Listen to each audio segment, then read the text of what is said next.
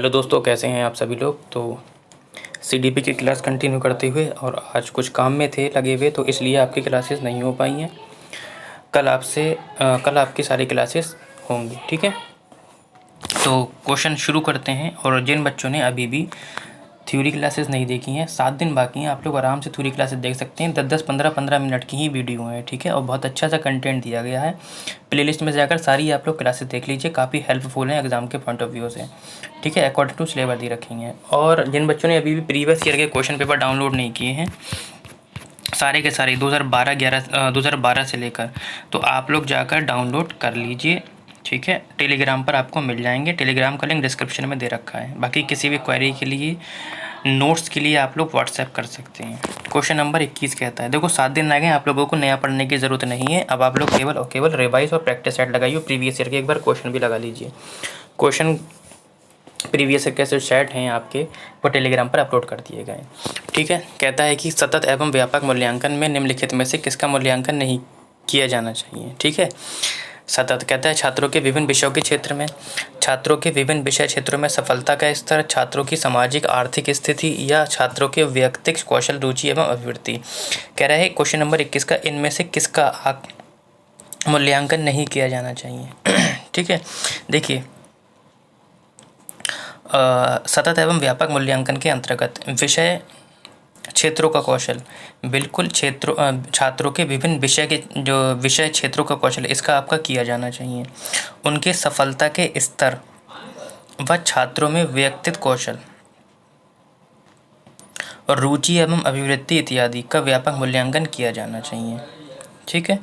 यानी कि छात्रों के विभिन्न विषय क्षेत्रों में सफलता का स्तर, ठीक, कहाँ तक पहुँचा है वो, छात्रों में व्यक्तिगत कौशल, रुचि एवं अभिवृत्ति, इसका कौशल, इन सब का किया जाना चाहिए। लेकिन बच्चा जहाँ से आया है, यानी कि उसकी सामाजिक आर्थिक स्थिति, वहाँ का नहीं किया जाना चाहिए, ठीक है। देखो, इसके तहत छात्रों की सामाजिक व आर्थिक स्थिति का मूल्यांकन नहीं किया जाना चाहिए बेटा। क्यों?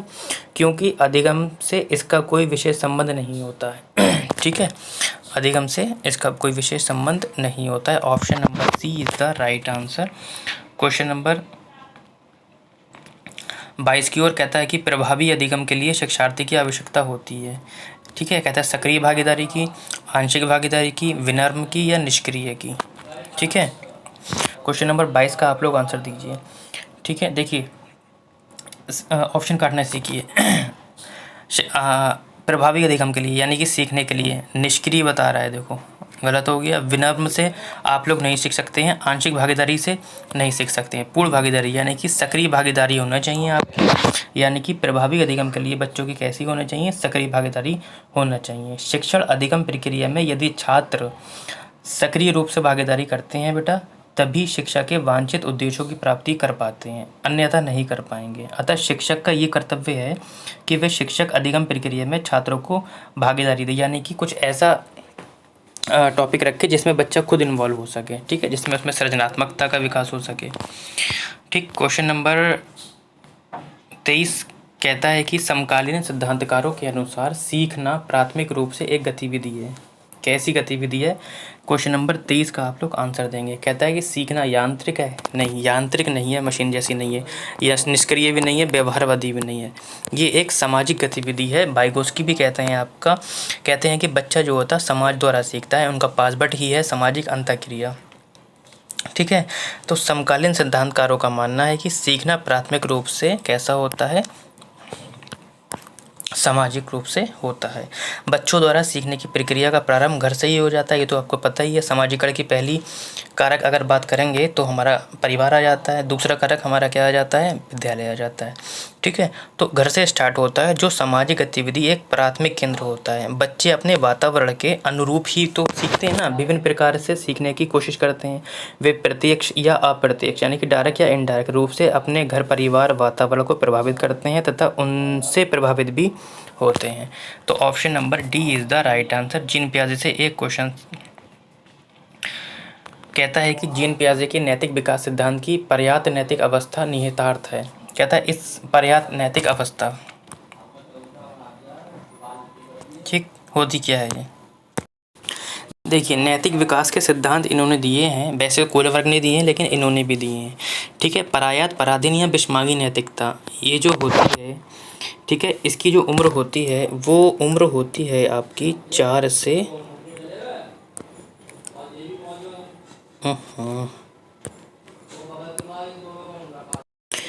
इसकी जो उम्र होती है 4 से 7 वर्ष तक होती है। इसमें क्या होता है बेटा कि नैतिकता निश्चित होती है।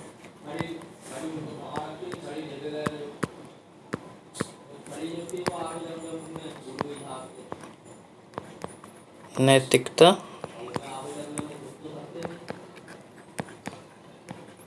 निश्चित होती है,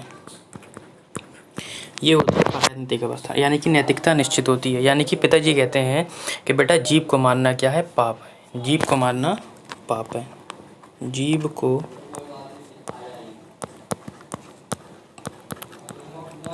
मारना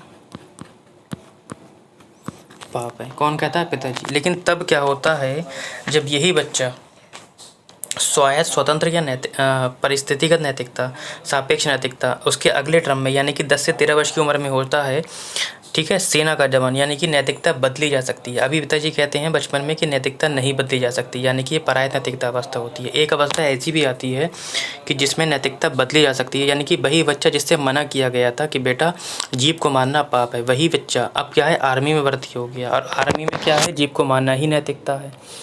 ठीक है, तो अगर अब वो पिताजी की बात मानेगा कि बॉर्डर पे खड़ा हुआ है, सामने वाला आ गया, कहेंगे नहीं भाई नैतिकता जीव को मारना पाप है, तो वो उसे गोली उड़ा देगा। लेकिन वही बच्चा जब भर्ती हो जाता है आर्मी में तो नैतिकता बदली जा सकती है। तो ये जो अवस्था होती है स्वायत्त या स्वतंत्र नैतिकता अवस्था होती है, जो आपकी 10 से 13 वर्ष तक चलती है। ये सारे के सारे नैतिक सिद्धांत आपके the moral judgement of child से लिए गए हैं। ठीक है, अब हमसे कहता है इस अवस्था में बालक सत्तावादी वातावरण से दूर रहता है। नहीं, दूर नहीं रहता है, इसमें उलझा रहता है, जिसमें पिताजी बताते हैं कि जीव को मारना पाप है। कहता है इस अवस्था में बालक सत्तावादी में डूब रहता है। बिल्कुल, जो पिताजी कहते हैं बच्चा वही मानता है, चींटी को नहीं मारता है। ठीक है, इस तरीके से option number B right answer. ठीक है, रीज़न असर्शन से क्वेश्चन आपके कहता है कि इसको एक नए तरीके से मैंने आपको बताया था कि इसको करना किस तरीके से है। आप पहले क्या करेंगे, कथन और कारण नहीं पढ़ेंगे, आप सोचेंगे कि ये दोनों एक तरीके से ऑप्शन दे रखे हैं और देखेंगे कि ये ऑप्शन ठीक है या नहीं है। एक बच्चा 11 महीने में चलना सीखता है, ठीक है, जबकि दूसरा 15 महीने में चलना सीखता है। अब बताओ क्या ये ऑप्शन ठीक है? बिल्कुल, ये ऑप्शन बिल्कुल ठीक है, क्योंकि प्रत्येक व्यक्ति में विकास की प्रवृत्ति अलग अलग होती है। ठीक है, क्यों? विकास अलग अलग, मैंने आपको विकास वाला चैप्टर पढ़ाया था, कोई बच्चा जल्दी सीख जाता है, कोई बच्चा देर से सीखता है, यानी कि ये वाला ऑप्शन आपका ठीक है।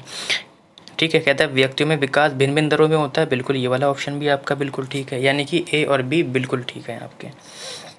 अब आप ऑप्शन काट लीजिए, ए और आर दोनों गलत हैं, ए सही है, आर गलत है, ये भी सही है, या तो ए होगा या तो बी होगा। अब जैसे ही आपको ये दो उत्तर कट गए, 50% आपका काम हो गया, तब आप क्या करेंगे, यहाँ पे क्योंकि शब्द लगाएंगे। क्या करेंगे, क्या बात है भाई, लिखा नहीं जा रहा, यहाँ पे लगाएंगे क्योंकि शब्द, और अब पढ़ेंगे ऊपर से नीचे तक। कहता है कि एक बच्चा 11 महीने में चलना सीखता है, जबकि दूसरा 15 महीने में चलना सीखता है, क्योंकि व्यक्तियों में विकास भिन्न भिन्न दरों पर होता है। बिल्कुल, अगर क्योंकि के बाद आपको उत्तर मिलता है तो ये इसका कारण है, यानी कि तर्क है, और उत्तर नहीं मिलता है क्योंकि के बाद तो ये उसका कारण नहीं है। तो हमें उत्तर मिल रहा है बिल्कुल, क्योंकि सभी की विकास की दर अलग अलग होती है। Option number A is the right answer. A और आर दोनों सही हैं और आर ए की सही व्याख्या करता है। ठीक है, option number A is the right answer. 26वां क्वेश्चन कहता है कि जनजातीय समुदायों के विद्यार्थियों के सफल समावेश के लिए एक शिक्षिका को निम्न में से किससे बचना चाहिए। जनजाति, मैंने आपको एक लास्ट में थ्योरी वाला चैप्टर कराया था, बहुत अच्छे तरीके से आपको कराया था, तो एक बार उसको भी जाकर आप लोग देख लेंगे। क्वेश्चन नंबर 26 का आप लोग जब तक आंसर दीजिए। ठीक है, कहता है किससे बचना चाहिए, आपको ये बताना है। कहता है उनके दैनिक जीवन और परिवेश से उदाहरण शामिल करना चाहिए। बिल्कुल, उनके दैनिक जीवन जहाँ से वो आए हैं, और तो एक एक ऑप्शन पढ़ते हैं। और हमसे पूछा है कि किससे बचना चाहिए, नेगेटिव वाला पूछ रहा है। कहता है उनकी, ये तो वाला आपका हो गया कि उनके दैनिक जीवन और परिवेश का उदाहरण लेना चाहिए बार बार जिससे कि उन्हें पराया महसूस ना हो, वहाँ पे अजीब सा महसूस ना हो। उनके सामाजिक सांस्कृतिक संदर्भ को महत्व और सम्मान देना चाहिए। बिल्कुल ऐसा भी ये वाला ऑप्शन ठीक है कि सम्मान देना चाहिए। पाठ्यक्रम में उनकी संस्कृति में प्रचलित जो उनकी संस्कृति में प्रचलित हैं लोकगीत और गीतों को शामिल करना चाहिए। बिल्कुल, जिससे कि वो अच्छे से सीख सकें। अब बताओ तीनों ऑप्शन आपकी जब सही होगा तो एक ही ऑप्शन होगा जो गलत होगा। कहता है उन संप्रदायों को पढ़ाना जो उनके जीवन के लिए पूरी तरह से अप्रासंगिक हैं, यानी कि उनके जीवन से जुड़े हुए नहीं हैं। और एनसीईआरटी कहता है कि बच्चे के जीवन से जुड़कर पढ़ाइए। ठीक है, कहता है क्वेश्चन नंबर 27 कि 4 साल के राहुल को एक गुड़िया उपहार में मिलने पर वे बोला, मैं इसका क्या करूँगा, लड़के गुड़ियों से नहीं खेलते। ये क्या दर्शाता है? तो जो बच्चे पुराने मेरे साथ जुड़े हुए हैं आराम से उसका आंसर अब तक दे चुके होंगे। ठीक, मैंने आपको बताया था केवल लड़कियों के बारे में तारीफ़ हो, केवल लड़कों के बारे में तारीफ़ हो। ठीक, लड़कियां ये कर सकती हैं, लड़के बाहर का काम करेंगे, लड़कियां अंदर का काम करेंगी, लड़कियां इंटर के बाद नहीं पढ़ेंगी, या अगर पढ़ेंगी भी तो मैथ नहीं लेंगी, लड़कियां झाड़ू लगाएंगी, लड़के झाड़ू नहीं लगाएंगे, लड़के पायलट बन सकते हैं, लड़कियां पायलट नहीं बन सकती हैं। इस तरीके का सेंस अगर आपको क्वेश्चन में दिखे तो ये सब क्या है आपका जेंडर वाइज है। ये सब क्या है आपका जेंडर वाइज है, यानी कि option number C is the right answer, gender रूढ़िवादिता। आप लोग इंग्लिश में ही इसका जेंडर वाइज को ढूंढेंगे क्योंकि हिंदी में इसके काफ़ी नाम होते हैं। कहता है कि किस मनोवैज्ञानिक ने व्यवहार का एक समीकरण दिया, व्यवहार इज इक्वल टू कार्य इज इक्वल टू कुछ, हाँ, कार्य, व्यक्तित्व और वातावरण। बी, ये किसने दिया है आपका? ठीक है, ये एक बार देख लेते हैं। तो ये किसने दिए हैं आपके? कुर्ट लेविन ने दिए हैं। किसने दिए हैं? कुर्ट लेविन का क्षेत्र का सिद्धांत है। कुर्ट लेविन कहाँ के निवासी थे? ये आपके जर्मनी के निवासी थे। कहाँ के थे? ये आपके जर्मनी के निवासी थे। उनका ये सिद्धांत गति मनोवैज्ञानिक पर आधारित है। शुरुआत में कुर्ट लेविन गेस्टाल्टवाद से जुड़े हुए थे। शुरुआत में किससे जुड़े हुए थे? गेस्टाल्टवाद से।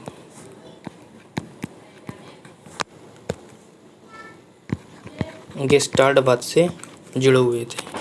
ठीक है, लेकिन गेस्टाल्टवाद से प्रभावित होकर उन्होंने अपना खुद का सिद्धांत दिया, जिसे हम क्या बोलते हैं? क्षेत्र का सिद्धांत बोलते हैं। ठीक, पहला। दूसरा, हम इसे तलहब क्षेत्र का सिद्धांत, दूसरा इसे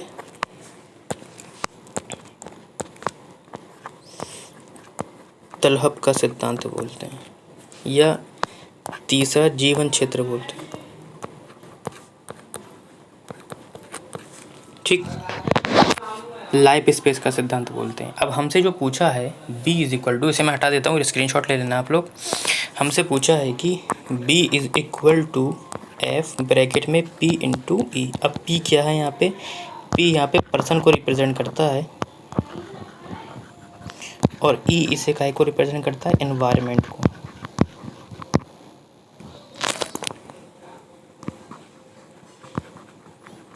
ठीक, एनवायरनमेंट। ठीक, यानी कि कुर्ट लेविन का मानना था कि मनुष्य का जो व्यवहार होता है, किसका? मनुष्य का व्यवहार वातावरण एवं व्यक्ति का गुणनफल होता है। वातावरण एवं व्यक्तित्व का गुणनफल होता है। ठीक है, तो इसके लिए ज़्यादा ज़रूरत नहीं है बताने की। Option number B is the right answer. ज़्यादा आगे नहीं जाएंगे इसमें। कहता है कि पूजा अपनी दोस्त से कहती है कि हमें कक्षा के नियमों का पालन करना चाहिए, वरना शिक्षिका हमें बाहर खेलने की अनुमति नहीं देगी। पूजा लॉरेंस कोहलबर्ग के नैतिक विकास के किस चरण में है? बहुत ही अच्छा क्वेश्चन है आपका, और लॉरेंस कोहलबर्ग बहुत अच्छे तरीके से मैंने आपको बताया था, तो एक बार फिर से मैं बताने की कोशिश करता हूँ आप लोगों को समझाने की। देखिए, इसके दो सिद्धांत होते हैं। पहला है आपका, एक तरफ कहाँ पे लिखूँ समझ ना आ रहा है, यहाँ लिख देता हूँ आपका।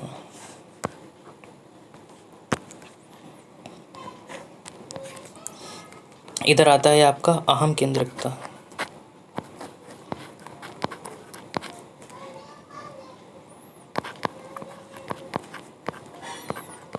और इधर आपका आ जाता है दंड एवं आज्ञा पालन। ठीक, अहम केंद्रिकता में आता है आपका स्वार्थी बच्चा। कौन आता है?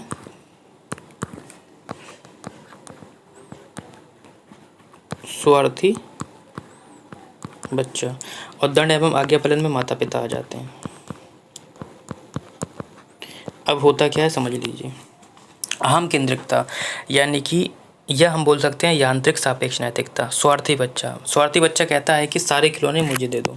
क्या कहता है ये? सारे खिलौने मुझे दे दो, ठीक है। लेकिन माता पिता कहते हैं कि कुछ खिलौने अपने छोटे भाई को भी दे दो। अब बच्चा यहाँ पे काय में पड़ जाता है, दुविधा में पड़ जाता है। किस में पड़ जाता है? दुविधा में, नैतिक दुविधा में पड़ जाता है कि यार मैं खिलौने दूँ या ना दूँ। अगर मैं खिलौने नहीं दूंगा तो मुझे पिटना पड़ेगा, यानी कि मेरा निर्धारण दंड एवं अनुशासन से होगा। और अगर मैं नहीं दूंगा तो मुझे पिटना पड़ेगा। नहीं दूंगा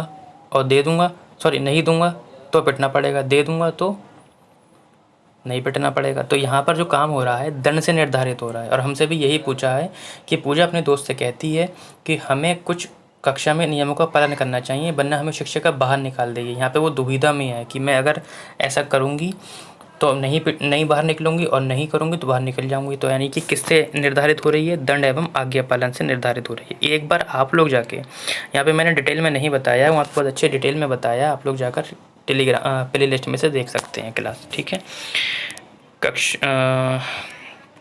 13वां लास्ट क्वेश्चन कहता है कि यदि एक 12 वर्ष के बालक की मानसिक आयु केवल 10 है तो शिक्षक को क्या करना चाहिए? क्वेश्चन नंबर 30 का आप लोगों को आंसर बताना है। कहता है छात्र को क्या करना है, शिक्षिका को क्या करना चाहिए, ये बताना है आप लोगों को। देखो करना क्या है, ऑप्शन नंबर 1 कहता है कि छात्र को निम्न कक्षा में स्थानांतरित कर दें। नहीं, बच्चों को तुरंत निम्न कक्षा में स्थानांतरित नहीं करना है। पहले आप उसका क्या करेंगे? पता लगाएंगे। और एक ही ऑप्शन दिखता है, option number C. Option number 2 कहता है कि छात्र को मंद गति से पढ़ने वाले छात्रों के समूह में स्थानांतरित कर देना चाहिए। नहीं, आपको कोई भी फैसला इतनी जल्दी नहीं लेना है। पहले आप उसका निदान करेंगे, प्रधानाचार्य को संतुष्ट करें कि उसके लिए विशेष कक्षा का प्रबंध करें। नहीं, तब तक आपको कोई फैसला नहीं लेना है जब तक आप उसका परीक्षण यानी कि निदान न कर लें। उसके बाद ही आप उपचार करेंगे। Option number C is the right answer.